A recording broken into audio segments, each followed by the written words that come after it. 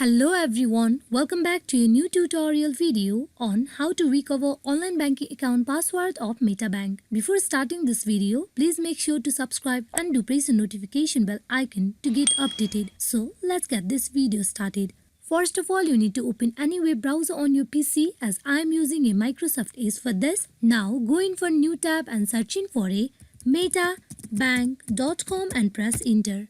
At the official webpage of MetaBank, you can see login into online banking option. You need to click on it. Here at the login form page, you need to provide your username and password either of personal or the business online account type. Then click on go where you will get directly logged in into your online banking account of MetaBank. As we are going to recover our password, you need to click on the link given below, that is forgot password. To recover your password, you need to provide the following details starting from the very first, that is your username.